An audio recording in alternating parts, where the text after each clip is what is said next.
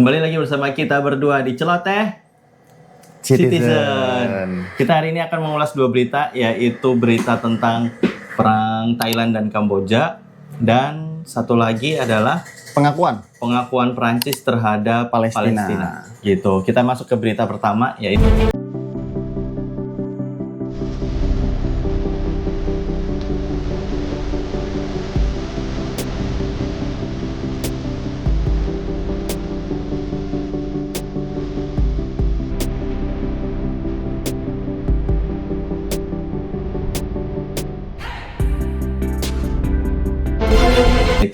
berita.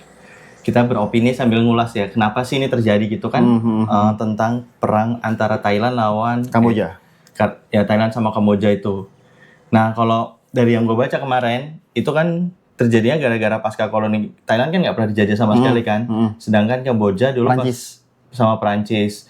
Nah, Prancis sama Thailand dulu juga pas waktu dulu itu juga bersengketa tuh ternyata untuk masalah wilayah itu. Jadi si Prancis ngomong ini wilayah gue gitu. Udah ini karena dia negara lebih kuat gitu ya. Dia mengakui aja gitu. Ini pokoknya ini gue gitu. Tapi sama Thailand itu nggak diakuin ternyata.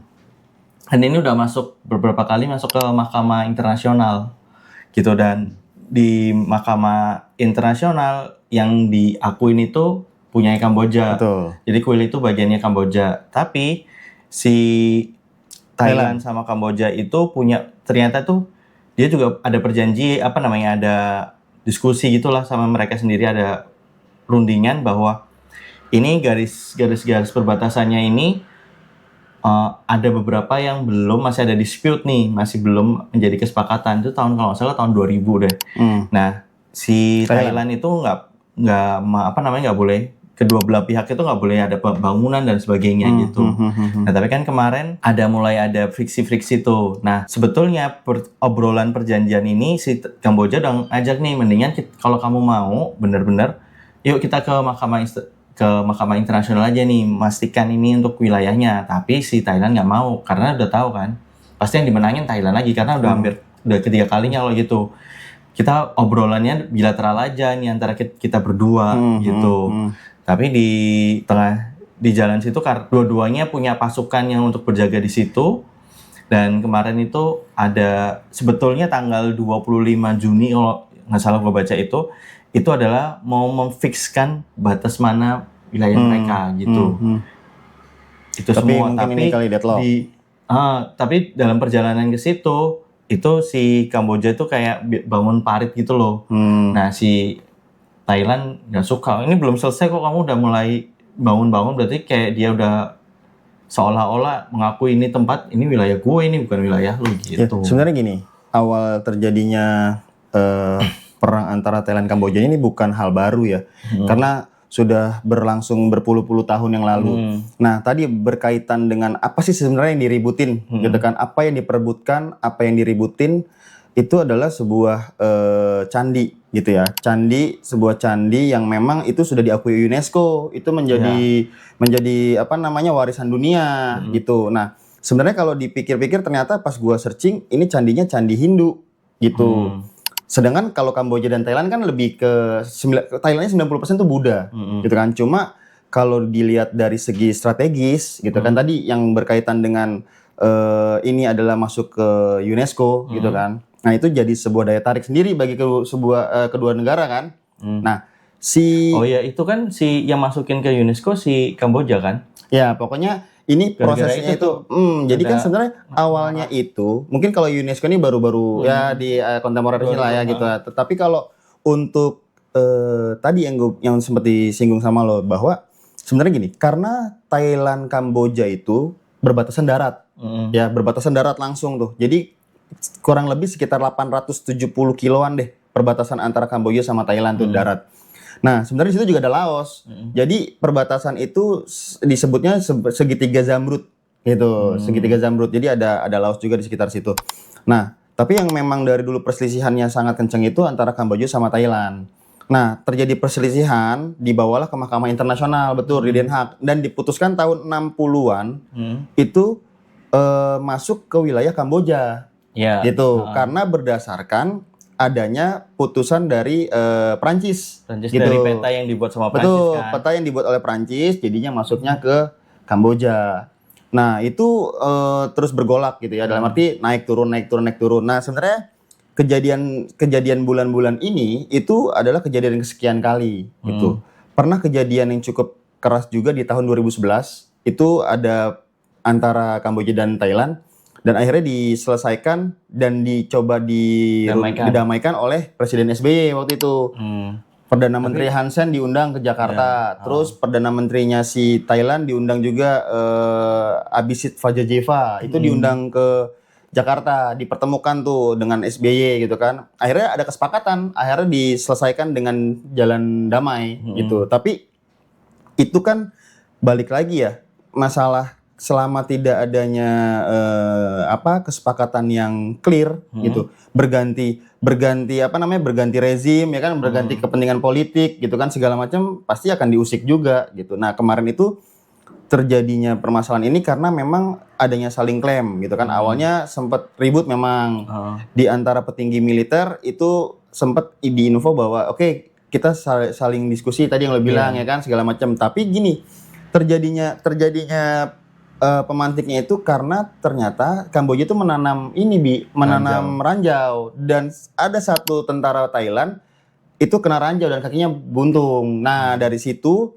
itulah pergolakan tuh akhirnya serangan serangan gitu. Jadi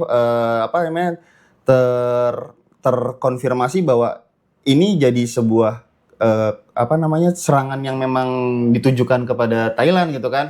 Akhirnya Thailand juga nyerang ke Kamboja mengirimkan tapi menembakkan artilerinya gitu kan. Jadi saling serangnya ya udah semakin ini, dan korbannya juga lumayan. Tadi pagi gue dengar kurang lebih itu yang meninggal sekitar 20-an orang dengan 200.000 warga tuh mengungsi gitu. Dan kemarin yang keserang kalau nggak salah itu ada SPBU di Thailand gitu. Jadi sebenarnya Kamboja juga kalau dipikir-pikir secara serangannya juga lumayan sih gitu. Walaupun secara kayak perangkat perang dia kalah ya. Dia secara pesawat tempurnya kurang ya kan, pesawat tempurnya kurang, mungkin artilerinya ada. Dan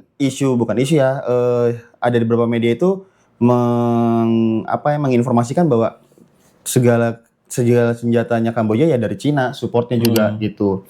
Dan ini menjadi kekuatan militer yang di Asia Tenggara nih jadi mereka sih berdua sih memang yang dari dulu gitu ya.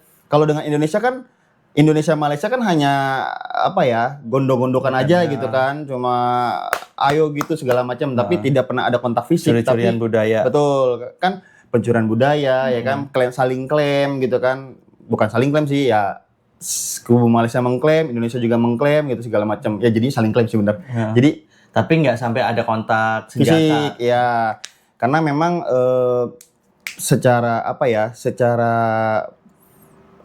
mungkin setelah itu dijelaskan segala macam, kayak dulu kan pernah kan rendang diklaim segala macam lah ya kan, batik diklaim gitu kan segala macamnya, itu memang terus ada pastinya, tapi tidak pernah ada terjadinya kontak fisik. Nah kontak fisik ini memang yang ada di lingkup ASEAN itu adalah antara Thailand sama Kamboja. Tadi masalah karena garis, karena permasalahannya bukan barang yang tadi mengenai klaim kalau kita kan batik ya, terus ada lagu juga kita diklaim sama Malaysia misalnya gitu kan, ataupun kita saling klaim, tapi itu kan tidak terlalu secara teritori mereka, teritori kita gitu kan. Sedangkan kalau Thailand dan Kamboja kan tuh teritori gitu, itu garis negara gitu kan. Nah makanya itu yang tapi si Badan Ligitan juga teritorian ya.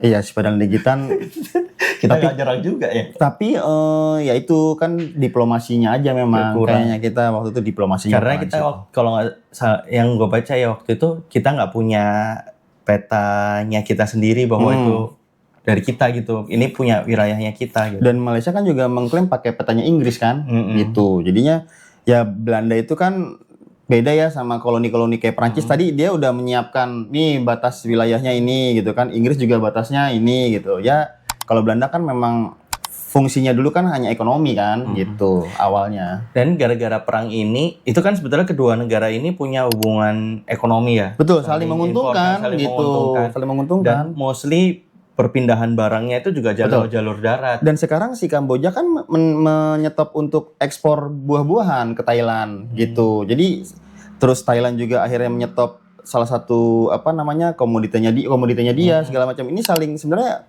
perbatasan menurut gue cukup erat harusnya ya. Kayak kita Timor Leste sama NTT gitu kan. Itu kan perbatasan darat gitu. Cuma dulu gimana perangnya di sana gitu kan sama sekali, karena itu separatisme ya. Ini kan bukan separatisme, tapi ini adalah klaim wilayah sebenarnya gitu.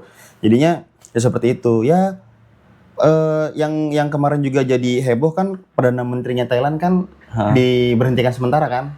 Iya. Tahu nggak lo? Karena kasus dia tuh ternyata ada skandal. Jadi Perdana Menteri Thailand itu ada skandal telepon mantan Perdana Menterinya Kamboja, Hun Sen itu. Jadi dia menyebutkan bahwa Hun Sen itu adalah paman tua apa-apa gitu. Dan si Perdana Menteri Thailand itu justru menyalahkan militernya Thailand gitu. Itu rame, akhirnya dia diberhentikan sementara oleh Mahkamah Agung apa Mahkamah Konstitusi ya, gue lupa lah gitu ya. Di Thailand tuh yang memang berhak untuk itu, akhirnya digantikan sementara. Gitu. Itu yang cewek kan? Yang cewek itu karena itu. Iya padahal itu kalau nggak salah masih ininya si Thaksin deh, keluarganya Thaksin Shinawatra gitu. Nah, jadi karena itu akhirnya ramai Thailand gitu. Setelah itu justru tensinya Thailand makin naik gitu. Jadi semakin mungkin tadi rencananya Perdana Menteri yang sebelumnya mungkin mau lebih meredakan dulu deh gitu kan. Ya mungkin Hun Sen juga udah lama jadi Perdana Menteri kan, mungkin juga di zaman si Thaksin gitu kan segala macam dulu.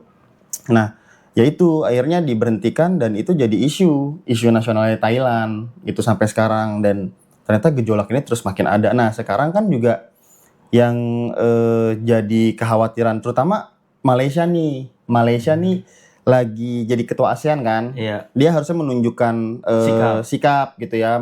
Tapi memang gini, setahu gue memang ada salah satu klausul di ASEAN itu tidak boleh intervensi masalah internal gitu ya segala macam, ataupun misalnya memang ada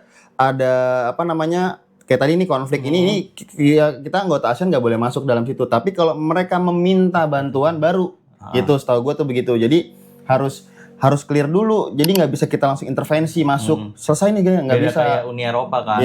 Kalau Uni Eropa itu mereka diperbolehkan untuk mengintervensi gitu. Kalau di ASEAN tuh kayak bedanya apa ya, kayak kekeluargaan gitu loh. Ya, lebih ke arah saling menghargai gitu. Betul. Kan gitu. Jadi kayak kakak adik berantem, ya udah kamu selesaiin dulu. Kalau nggak bisa ya udah minta bantuan gitu. Nah, makanya kan setahu gue sih Anwar Ibrahim juga sudah statement gitu ya, dia mau mencoba untuk mencari solusi terhadap permasalahan ini. Dan Presiden Prabowo kan juga sudah menyampaikan bahwa dia siap, Indonesia siap untuk diminta bantu apabila dibutuhkan untuk mediasi gitu. Jadi kalau secara ASEAN itulah yang dipakai, yang selama ini dijaga ya sama anggota ASEAN. Jadi kita tidak boleh intervensi. Jadi ya bukan silakan ya, tapi kalau memang ribut ya dijalani. Tapi kalau memang dirasa perlu bantuan, kita akan bantu gitu. Nah, yang menarik juga balik lagi nih Bi, salah satu presiden terpopuler lah saat ini gitu ya, Presiden Donald Trump itu kemarin telepon ke pemimpin Kamboja dan pemimpin Thailand, dan dia bilang kalau kan lagi rame ya masalah tarif dagang nih. Nah, kalau lo mau negosiasi tarif dagang sama gua, lo selesain, lo berhentiin itu perang gitu. Dan akhirnya kedua kubu antara Thailand sama Kamboja sepakat untuk mencari titik solusi, dalam arti untuk berdamai. Jadi ini lagi ditata dalam arti mungkin mereka akan minta bantuan ke anggota ASEAN lainnya, mungkin terutama Malaysia sebagai ketua ASEAN dan Indonesia sebagai tertua ya, tetua di ASEAN. Jadi karena Donald Trump sudah mengancam seperti itu, tadi gue pikir Donald Trump karena gue dengar di radio kan, Donald Trump sudah melakukan intervensi terhadap ini untuk mengancam apabila ingin gitu ya melanjutkan negosiasi tarif dagang. Wah, keren juga. Gue pikir akan intervensi serangan ya kan. Wah, makin kacau aja ini. Udah nggak selesai di Ukraina dia. Caranya dia pinter ya. Dia pakai sistem ekonomi loh. Karena gini, semua negara lagi berlomba untuk negosiasi kan. Sedangkan Thailand dengan Kamboja, kalau nggak salah tuh yang paling besar tuh Laos ya, sekitar berapa puluh % gitu, lebih tinggi. Nah, Kamboja Thailand tuh sekitar 36%-an juga sama kayak kita. gitu awalnya. Nah makanya lagi negosiasi nih gitu. Makanya ini sangat penting bagi Thailand dan Kamboja karena banyak produk-produk Kamboja juga diekspor ke sana. Kamboja dan Thailand diekspor ke Amerika dan barang Amerika juga masuk ke mereka gitu. Jadi saling menguntungkan itu. Tapi ya kalau misalnya ini kayak si barang Amerika kan masuk ke, gue nggak tahu ya besarnya berapa kalau ke Vietnam. Vietnam itu kan 20%, kita 19% kan. Betul. Terus tapi barang Amerika itu nggak sampai 0%. Oh, nggak kayak kita. Nggak kayak kita 0% kan. Kita sampai 0%. Tapi kalau di Vietnam canggihnya adalah dia itu bukan kerjasamanya bukan antar si negara Amerika, Bisnis to bisnis gitu. Perusahaan. Tapi enggak, lebih ke Trumpnya. Trump, kamu aku kasih lahan. Oh. Itu jadi memperkaya dirinya ketika udah selesai presiden. Kalau di Indonesia itu kalau perjanjiannya kita ya udah perjanjian antara negara aja. Kamu kayak gini, kamu kayak gini. Tapi kalau itu enggak, kayak disogok gitu loh. Ayo, tapi kan juga ya namanya Trump itu kan bisnis ya. Karena dan di Indonesia kan juga bisnis dengan grup MNC kan, Haritano kan di Lido tuh bikin bikin resort segala macam kan. Gitu ya memang. Kalau mau naruh kayak gitu juga kayaknya mau nambah apa lagi gitu. Betul. Nah, menariknya kalau misalnya nih perjanjian antara dua negara ini, Thailand sama Kamboja ini berhenti, terus abis gitu bernegosiasi, oke, kita berhenti, tapi aku jadi 17%, jadi 18%, jadi misalnya jadi lebih murah. Tapi sih kalau menurut gua kita jadi enggak sih, kalau menurutku sih enggak, karena gini, gitu. enggak itu enggak akan mengurangi, dalam arti gini, maksudnya Trump itu ya negosiasi, ngomongin aja sama Trump sama Amerika secara sebatas memang negosiasi. Tapi kalau lebih murah dari, karena Filipina itu kan sekutunya Amerika kan. Justru sama kayak kita dapatnya 19%, dan itu di Filipina itu rame bahwa tadinya tuh pengen dijanjinya turunnya itu 20 lebih dari 20%. Kalau nggak salah tuh Filipina kena 36% juga ya. Pengen turunnya itu 20%, tapi ternyata sama dengan Indonesia 19%. Itu di Filipina juga rame. Dalam arti tidak tidak sepakat lah turun dari situ. Betul. Dia pikir loh kita kan sekutu nih gitu. Dia pikir Filipina menganggap akan lebih jauh dari Indonesia, ternyata enggak gitu. Ya jadi masalah tarif dagang renegosiasi ini akan berjalan seperti biasanya. Masalah dia berhenti, kayaknya Trump juga nggak akan ikut campur dalam arti akan intervensi jauh militer. Pasti dia akan menyerahkan kepada ASEAN gitu. Kayaknya juga Amerika nggak punya kepentingan banget di Asia Tenggara kan. Betul. Selain cuman dia butuh, kalau misalnya pangkalan militer paling dia dibutuhin kan di sini ya, di Filipina pangkalan militer ya kan. Maksudnya ya itu, terus paling kalau misalnya kalau itu perang berkelanjutan kan berarti pasokan ke Amerika misalnya berkurang. Ya paling gitu aja karena ininya. Secara area wilayah juga nggak terlalu ini ya, strategis Amerika. Gitu, karena Amerika mainnya di atas kan gitu. Ya itu sih. Makanya bagus juga maksudnya, tapi intervensinya Trump keren sih kalau menurut gue. Dari dia bilang, lo kalau mau masih mau negosiasi sama gue masalah tarif dagang, lo berhenti deh perang gitu. Dia apa ya, jadi become hero gitu. Iya. Makanya tadi gue denger gini, ada salah satu salah satu pendengar itu ngasih komen kan, wah ini baru yang namanya cocok buat peraih Nobel gitu kan. Ya ini jadi perdamaian kan, Nobel perdamaian gitu. Jangan ngomongin yang masalah di Palestina gitu kan. Justru ya kalau dia bisa menghentikan dan dia bisa memberikan solusi terhadap dua negara ini, bagus lah gitu. Tapi sih kayaknya nggak akan jauh sih. Menurut gue Trump cukup selesai di situ aja ya. Mungkin karena Trump melihat adanya Indonesia di wilayah ini, ya mungkin akan menyerahkannya ke Indonesia dan terutama ke ASEAN kan. Iya. Gitu. Dan tapi kemarin lucu juga tuh, bukan lucu sih, agak apa ya. Jadi parlemennya Malaysia kan Anwar Ibrahim sekarang lagi digoncang juga nih ya kan. Sampai kapan? Yang sampai Mahathir Mohamad juga sampai menginformasikan bahwa kau harus turun gitu kan, segala macam. Justru jadi ada salah satu di parlemennya Malaysia itu memberikan sentimen terhadap Mahathir karena sebelumnya itu jadi kan Prabowo datang nih. Prabowo tuh disambutnya luar biasa kan sama Macron kan, makanya sampai datang ke Bastille Day itu kan. Nah, tapi ketika Mahathir yang datang ke sana, padahal Mahathir itu kan ketua ASEAN. Malaysia kan ketua ASEAN. Disambut bukan oleh Perdana Menteri, tapi kalau nggak salah tuh perwakilan aja gitu, perwakilan, dan itu bagi parlemen Malaysia sungguh memalukan. Makanya jadi runtutannya tuh jadi sekarang jadi masalah harus turun lah segala macem. Tapi kan Anwar Ibrahim pinter ya, dia turunin harga BBM, dia kasih bantuan tunai, bukan bantuan tunai ya, tapi bantuan lah terhadap masyarakat Malaysia, karena biar meredam adanya tuntutan itu gitu. Karena Mahathir Mohamad turun ke jalan usianya udah hampir 100 tahun ya. Tapi menurut gue masa-masanya Anwar Ibrahim ini justru Indonesia dan Malaysia tenang loh. Kalau gue ya pribadi ya tenang loh. Kita nggak ada konflik. Kita konfliknya ya 1-2 masih bisa diselesaikan lah. Dalam arti nggak terlalu seperti dulu gitu kan. Maunya konfrontasi aja gitu. Nah justru sepertinya Mahathir ini si Anwar Ibrahim ini karena banyak rekan-rekannya orang Indonesia, jadi dia tuh lebih bisa memadukan gitu. Betul. Antara Malaysia dengan Indonesia. Jadinya nggak terlalu banyak gonjang-ganjing yang terlalu berlebihan sih menurut gua. Dan itu kan isu-isu itu bisa politis kan gitu. Gimana kepentingannya si Perdana Menteri nih? Apakah dia mau pemilu? Apakah dia mau ada kegiatan apa? Itu biasanya akan dimainin tuh isu itu. Makanya Indonesia jadi salah satu contoh yang strategis gitu kan. Apakah mungkin juga sekarang Malaysia mempertimbangkan netizennya Indonesia gitu kan? Sekali ngomong apa juga bakal diserang tuh ya kan sama rakyat Indonesia dari sisi media sosial ya. Apalagi banyak masalah bahasa Melayu dan bahasa Indonesia lagi gencar kan di Malaysia. Betul.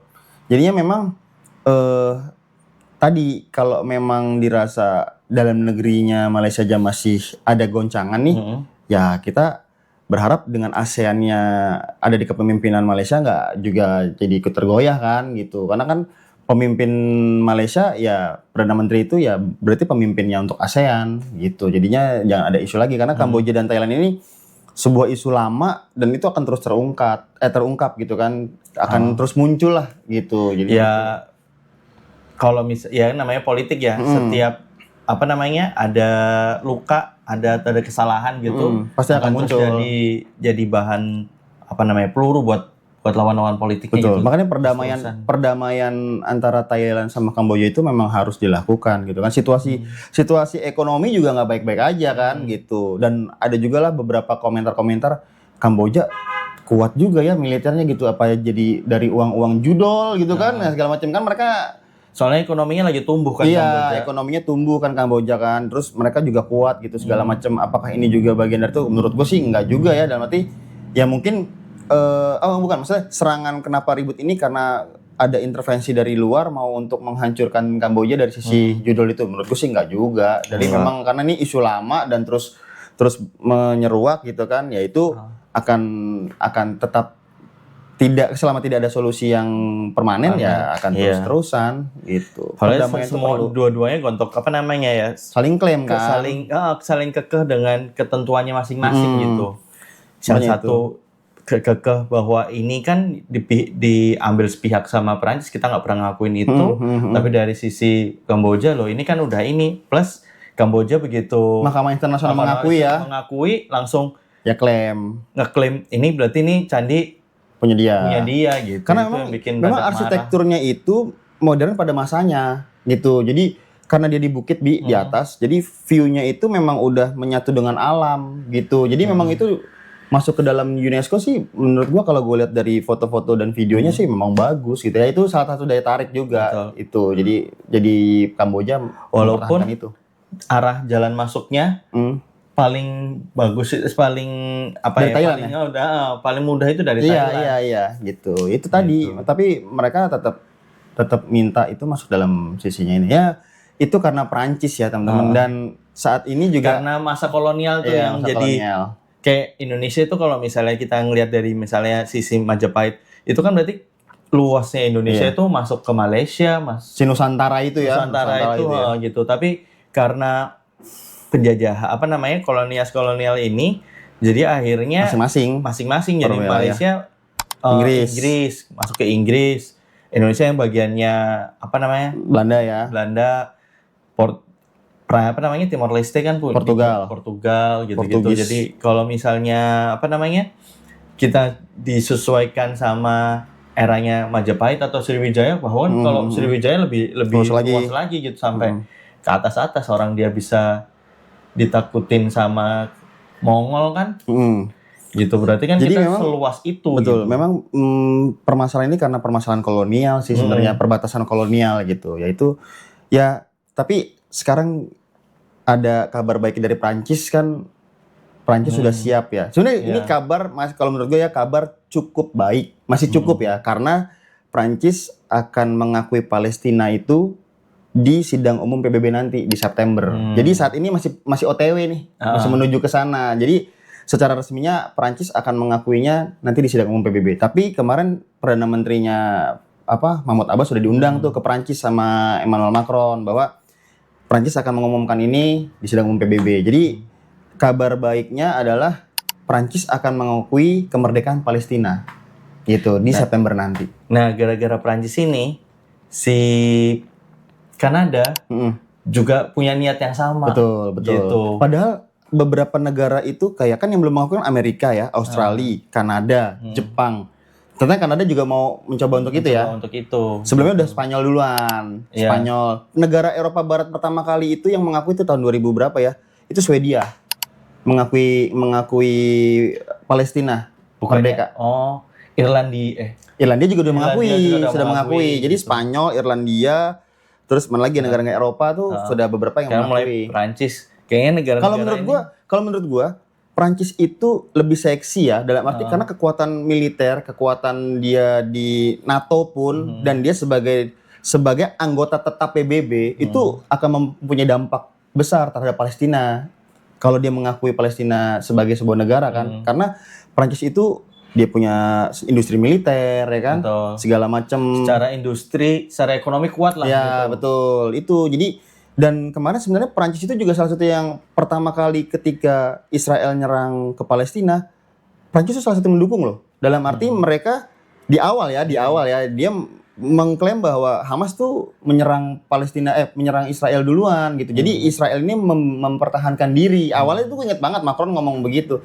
Tapi setelah lama-lama desakan internasional ya kan, ya dia mau lihat juga ya mungkin ya, gue nggak tahu juga nih ada pengaruh besarnya terhadap Prancis itu apakah dari negosiasinya Prabowo kan? Prabowo kan kencang tuh. Pas dia di Prancis dia pas dia si Macron datang ke sini dia ngomongin itu ya kan. Sebelumnya pas waktu jadi Menteri Pertahanan juga udah ngomongin itu kok. Presiden Prabowo, presiden datang ke sana.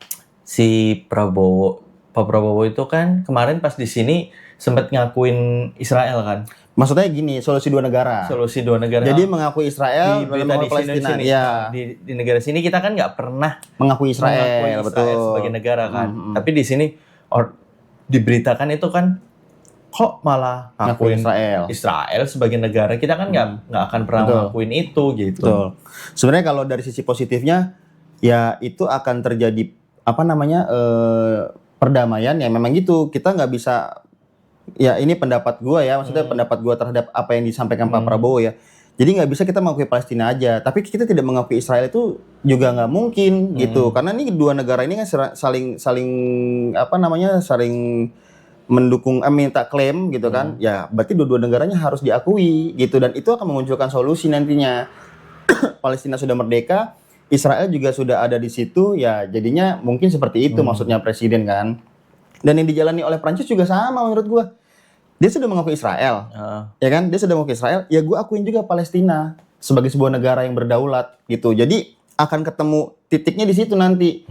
Lo punya wilayah, teritori lo berjalan, lo punya pemerintahan, silakan jalan gitu. Tapi apakah itu menjadi solusi juga belum tentu. Kan gitu. Karena dua belah pihak ini pengen yang satu mempertahankan, yang satu pengen memperluas. Betul itu. Jadi apakah sudah pasti akan terjadi solusi? Ya belum tentu. Tapi ini sebuah upaya yang dicoba oleh beberapa negara gitu kan. Gitu. Jadi sebuah titik temu di masa depan gitu. Iya gitu. Jadi memang kalau gue denger tadinya gue pikir ini Macron hanya biasalah gitu kan ngomong-ngomong segala macam, cuma omon-omon gitu ya. Ternyata pas kemarin ada Mahmoud Abbas diundang ke Perancis, terus ada pernyataan akan mengumumkan di Dewan Keamanan PBB, di sidang umum PBB. Wah, menurut gue sih keren juga sih gitu. Jadi sebuah pencapaian, apalagi dia di Ukraina dia kenceng ya kan. Prancis itu kan di Ukraina juga kenceng. Waktu pertama kali Israel nyerang juga dia membela Israel juga kenceng. Tapi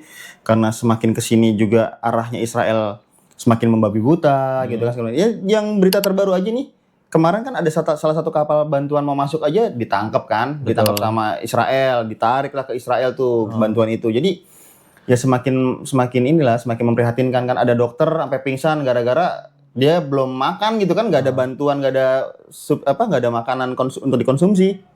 Terus ditawan semua itu si anggota itunya kan.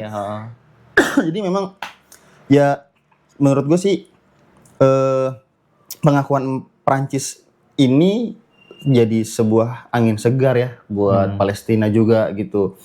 Karena tadi gue bilang Prancis ini memiliki sebuah daya tarik yang luar biasa buat negara-negara lain. Betul. Karena ada beberapa negara yang sudah siap untuk mengakui Palestina juga gitu. Jadi ketika mungkin kalau Spanyol bukan ya, tapi beda lah sama Prancis ya. Prancis itu kan punya kekuatan sendiri terhadap lebih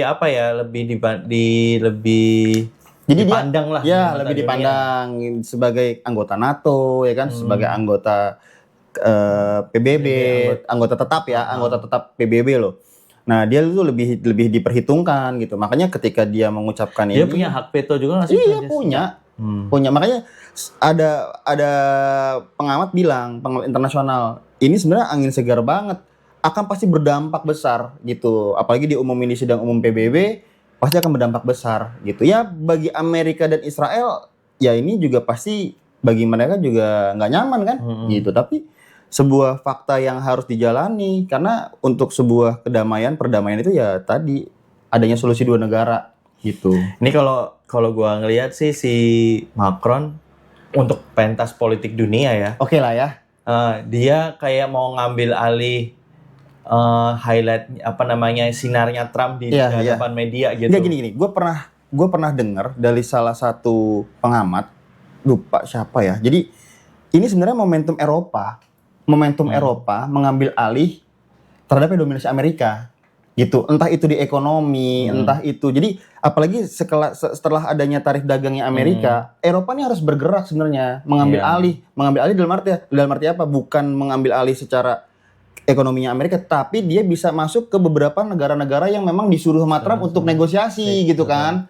Masuklah Eropa ini, jadi bareng-bareng, lu nggak usah masuk ke Amerika deh, masuk ke sini ke gue, gitu. Itu harusnya. Jadi Eropa itu juga momentum harusnya sekarang ini, gitu. Dan karena secara ekonomi, secara pasar dia juga besar gitu. Dia punya butuh barang-barang komoditi yang lain gitu kan. Afrika dan Asia juga banyak masuk ke mereka gitu. Jadi harus momentum. Nah, kalau menurut gua Macron ini mungkin Macron ini adalah yang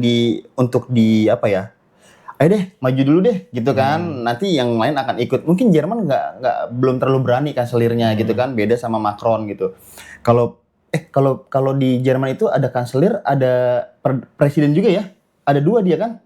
Iya, kalau nggak salah. Kanselir itu kayak perdana menteri. Jadi ada presidennya Jerman. Kalau gua nggak salah, tolong dikoreksi. Tapi kalau di kolom komentar ya. Kalau di Prancis kan tunggal presiden, udah gitu. Jadi lebih punya kekuatan kayak di Indonesia. Iya kan? Presidensial. Jadi presidensial. Jadi kalau misalnya presiden itu memiliki kekuasaan penuh gitu terhadap apa yang dilakukan sama dia, kepala negara, kepala pemerintahan gitu. Jadi posisinya Macron cukup lama ya jadi presiden loh setahu gua. Ya kan? Jadi dia ada beberapa periode yang dia terus kepilih gitu, dan ini ya membawa sebuah angin segar untuk Palestina gitu. Semoga ya bisa berdampak baik gitu kan. Semua negara juga pada ikut dia mengakui Palestina. Dan ya Israel, kalau menurut gue Israel tidak akan mundur, tapi dia mungkin akan melihat rasionalitas gitu kan. Di mana dia harus melakukan tindakan nih selanjutnya nih. Kalau gue terus pakai kekuatan militer ya akan jadi buruk bagi dia gitu kan. Dan Amerika juga kehabisan uang lah. Uang bukan kehabisan sih, Amerika nggak akan habis uang, tapi maksud gue Amerika juga akan didesak juga. Pasti warganya juga udah di mana-mana sudah berdemonstrasi kan? Betul. Gitu. Apalagi orang-orang Yahudi di Amerika sekarang lagi cenderung belain Palestina dibandingkan Israel kan. Dengan cara mendukung Zohran Mamadi itu. Si New York ya, wali kota New York itu. Jadi ini Palestina saat-saat ini kan kita nggak tahu ya ke depannya. Kalau dulu kan dia kayak minim gitu ya, cuma negara-negara Timur Tengah, Asia yang mau ngakuin dia. Tapi ini sekarang negara-negara Barat sudah mulai ngikutin ini. Apakah ada karena dampak Amerika bikin kekacauan dengan ekonomi, sehingga Eropa juga secara dagang dalam ekonominya itu lagi lesu. Dia butuh nih bantuan dari negara-negara Asia yang sekarang lagi tumbuh semuanya gitu. Dan negara-negara Asia kan rata-rata semua udah mulai masuk ke taraf dari negara dunia ketiga atau negara berkembang mau masuk ke negara maju kan. Kayak Cina dulu cuma dianggap negara, makanya dia dapat murah kan karena dia negara ketiga gitu.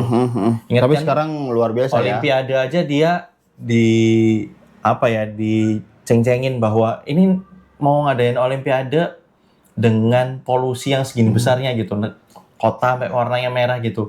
Tapi dengan waktu cepat dia bisa ngubah itu semua gitu. Iya, makanya sebenarnya Eropa sekarang udah lagi harusnya tidak udah terpaku ke Amerika ya, Eropa untuk ekonomi. Aliansinya betul, itu makanya benar juga sih kalau mengenai pendapat itu. Jadi Eropa harusnya sudah bisa mengambil alih sebenarnya untuk dapat memanfaatkan kondisi yang terjadi antara negara-negara dengan Amerika. Gitu. Ya udah, silahkan lo di sana ya, kalau lo bingung di sana jual ke gue sini, ayo kita bilateral gitu kan. Ya makanya kemarin Presiden Prabowo ke Uni Eropa kan salah satunya untuk itu juga gitu. Jadi maksudnya ada kesepakatan lah yang dilakukan oleh Eropa gitu dengan Asia gitu, dengan Indonesia terutama. Jadi harusnya pentingnya momentum ini adalah itu. Jadi mudah-mudahan Macron bisa membawa angin segar juga buat Eropa dan Asia terutama Asia Tenggara, ASEAN gitu. Jadi kekuatannya itu sudah tersebar gitu, jangan satu titik aja di Amerika gitu sih. Jadi dan mudah-mudahan pengakuan Prancis terhadap Palestina ini juga membawa sebuah perubahan yang fundamental gitu buat Gaza. Sekian tahun ini sudah dibombardir habis, tidak ada apa-apa gitu kan.